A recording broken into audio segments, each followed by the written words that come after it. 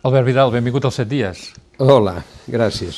Bé, el volum de l'Institut del Teatre, escrit per Maria Escobedo Caparrós, explora amb testimonis de converses videogràfiques i imatges les seves creacions i la construcció del seu cos tel·lúric, per dir-ho d'alguna manera. Aquest treball permet tenir una idea global de la seva carrera? Clar, hem de considerar que és un treball específic sobre un dels aspectes. Semblaria una mica pretensiós si parlés de l'actitud dels creadors del Renaixement, que tant trobaves que inventaven màquines per volar com feien un quadre que trigaven 14 anys a pintar, com la Gioconda de Leonardo.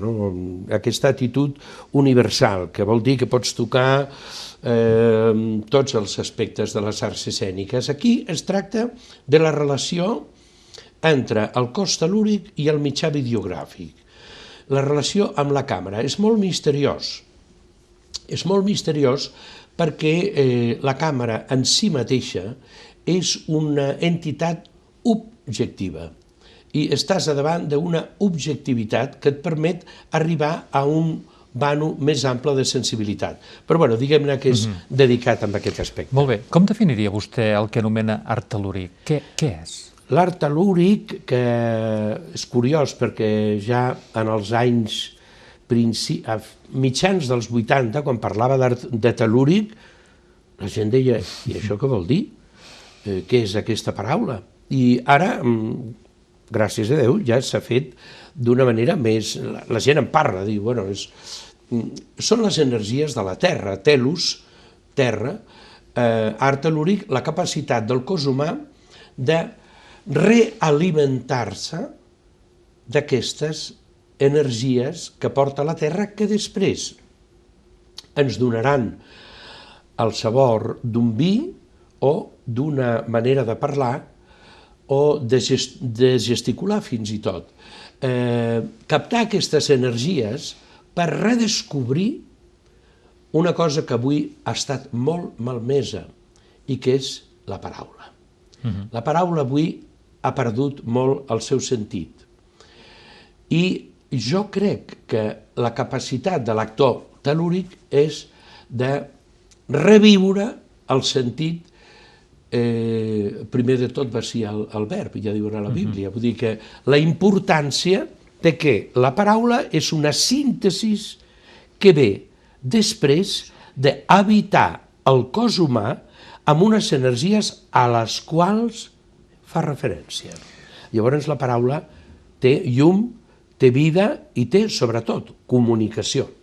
L'energia tel·lúrica és evident que existeix, l'energia de la Terra, però tothom està capacitat per sentir-la, per assimilar-la? Tots som uns temples meravellosos de la naturalesa.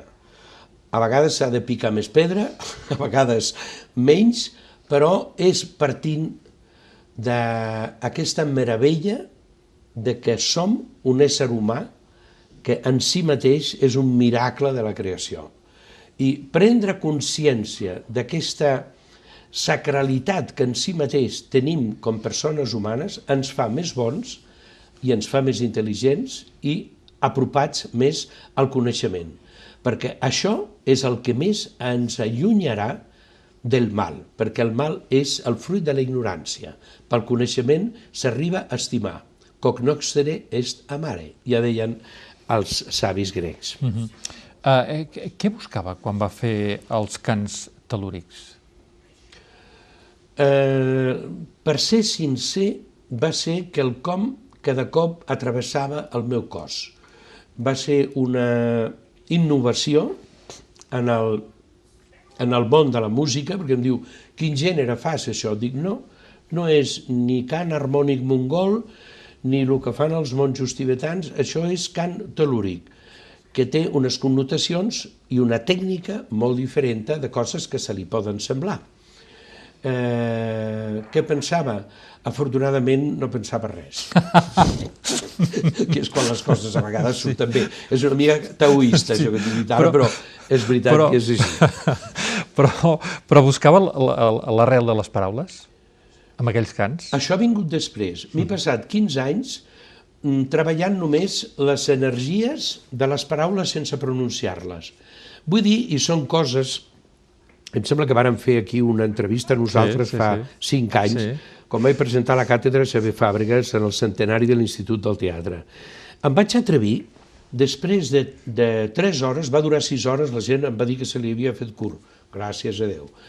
I vaig citar una cosa de l'Índia, també, que es diu Parasabda, i que és un cant que es fa en silenci, sense escoltar el so. Això és tremendo, perquè l'únic que fas és comunicar l'energia electromagnètica que està inherent en el que estàs cantant. I vaig fer una demostració i ningú s'ho va prendre com una boutade, que diuen en francès, com ara faré una cosa rara, no? Sinó que la van seguir. Portàvem 3 hores de conferència. Si ara ho faig, direu, bueno, aquest vés a saber què li ha agafat ara per cantar en silenci. Però al cap de 15 anys de fer aquestes fluctuacions energètiques del verb, m'he atrevit a entrar amb la paraula. I és una meravella. Sabeu en què estic treballant últimament?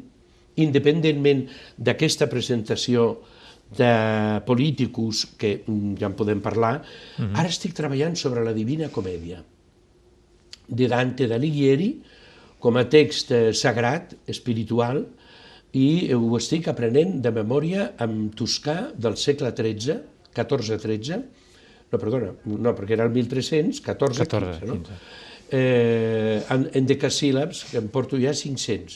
O sigui que això que diuen de l'Alzheimer i tot això, si no voleu tenir Alzheimer, us apreneu de memòria. La Divina Comèdia veureu com passareu per tot arreu. I és possible aprendre-se-la. És possible aprendre-se-la, la Divina Comèdia, amb aquest llenguatge. Sobretot memoritzant les emocions, perquè aprenem més per emocions que per la memòria estricta. Per això els nens aprenen els idiomes tan ràpid, perquè tenen les emocions lliures. Parlem de Politicus. Sí, Politicus és realment un punt en el qual hi ha un vèrtex en el qual s'hi ha trobat continent i contingut. Què vol dir?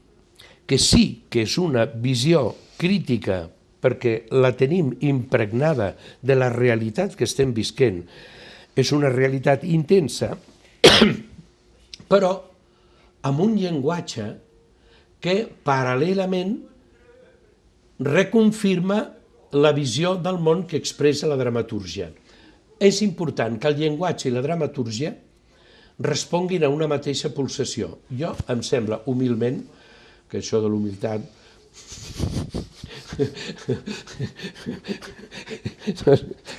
És que la meva àvia deia que entre humilitat i orgull s'estimava més l'orgull, perquè almenys és sincer. A vegades l'humilitat és fingida. Bueno, deixem-ho. Hi ha la falsa humilitat. Bueno, la falsa humilitat que es veu de lluny, es veu d'una hora lluny. M'estimo més a vegades que diu, mira aquest, ara que s'ha cregut. Pues sí, mira, he trobat un llenguatge en el qual la paraula i el contingut i el continent corresponen igual. Perquè això què vol dir? I m'atreveixo ara a provocar, entre cometes, perquè és sempre amb actitud positiva, hi ha pendent una gran revolució cultural. Està pendent. La tenim pendent encara. Estem encara funcionant sobre patrons que són molt vells ja.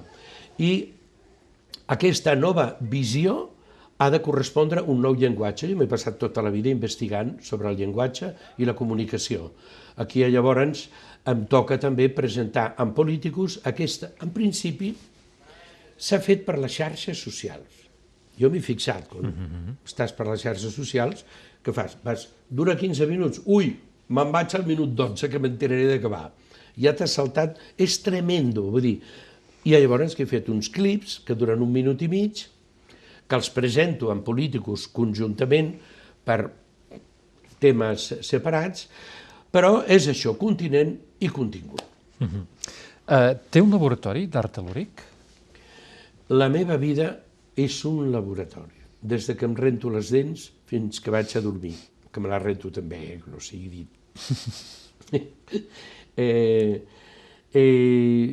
Haig de reconèixer que a vegades em veig més com una bata blanca fent provetes que anar de bolos, no? Perquè potser anar de bolos no em puc atrevir tant com quan estic davant de la càmera, i aquí ve la relació del cos tel·lúric i el mitjà videogràfic, perquè imagino un públic virtual, com Dante quan baixava a l'infern, que parlava amb ombres, que eren els esperits dels que han viscut. M'he arribat a imaginar un públic d'esperits, perquè sé que no tindran els condicionaments del retras que porta la revolució cultural per atrevir-me a fer i comunicar amb aquesta objectivitat. I això es veu en Politicus, en aquests clips.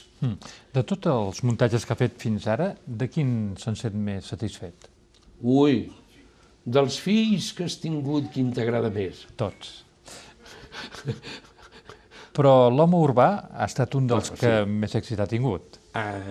Aquest més en ressonància, per descomptat, perquè això vaig fer entrevistes a la NBC per tots els estats americans a l'hora de l'esmorzar, i es va fer a Miami, bueno, amb una...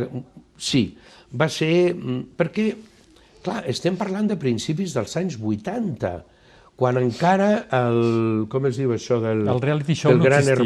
El reality show no existia. El reality show no existia. Va ser un precursor del reality show, no? Sí, sí. Mira, perquè quan vam estrenar Sitges, que durava 42 hores, em ficava a dormir al llit i quedava dormit. I el públic veien un que estava dormit. No que representava que estigués dormit. I ara aquí vull citar de l'home urbà una anècdota que a vegades el públic amb menys intenció et dona les grans lliçons del teatre. Quan estava fent això a Sitges, en un moment, 42 hores, em vaig cansar i jo mateix em vaig distreure a tocar el plàstic, si era cuir o era plàstic, i una senyora diu: i per això el paguen? I vaig pensar, quina lliçó de teatre. Jo el que haig de fer és fer com l'home urbà acarícia el sofà, però no jo personalment. M'haig de desfigurar de la meva personalitat. El públic et dona les grans lliçons de comunicació perquè a vegades són verges, innocents i tenen la força aquesta de la natura. Visca el públic!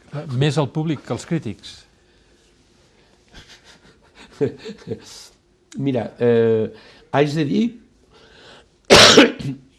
que m'han tractat sempre tan bé els crítics, m'han tractat sempre tan bé. Mira, no sé. Depèn. Però, esclar, també són professionals de la percepció i se'ls ha de respectar. Sí. Vostè aquest any va rebre el Premi Nacional de Cultura i va dir que li fa gràcia quan li diuen actor, perquè no se'n considera. Clar, perquè la meva itinerància no és representar, sinó presentar. És a dir, transformar-me en la paraula del que estic dient. Fortíssim. Això, els polítics, si m'ho agafen, cuidado, poden tenir molta força, d'anar al tanto. A vegades hi ha secrets que no es poden dir així com així, o alguns que la tinguin, però els altres millor que no. Sí. I vostè també ha dit que ha manifestat que estem vivint una segona edat mitjana perquè l'humanisme està a punt de desaparèixer. I és molt greu. És molt greu. Aquesta és una de les prerrogatives de l'art, que avui dia el que passa és una cosa semblant al comerç. El comerç s'ha quedat dividit entre franquícies que representen per tot arreu o espectacles que acaben sent de produccions paupèrrimes que acaben al final a taquilla inversa. Hem anat als extrems, o el Gran Castell, o estàs al Gran Castell, o estàs als camins de bandolers. Clar, què passa? Que hem de recuperar el punt mig. El punt mig, una viciosa i perversa evolució de la societat, se l'està carregant. In mediumis virtus. Aquest punt mig que ha tancat tantes botigues familiars, tants llocs de barri, i tot això és el que no podem perdre. I arribarà un moment que haurem de lluitar i tornar a defensar uns valors d'humanitat, de proximitat, i tot això esperem que tindrem raó. La cosa... una mica de maremoto. Està en aquell punt. Sí, està en aquell punt. Doncs molt bé, Albert Vidal. Artista. Deixem-ho així. Deixem-ho així. Deixem-ho així. Tant per dir alguna cosa. Doncs molt bé, moltes gràcies per haver vingut aquí al programa i enhorabona per l'art tel·lúric. Gràcies. Moltes gràcies.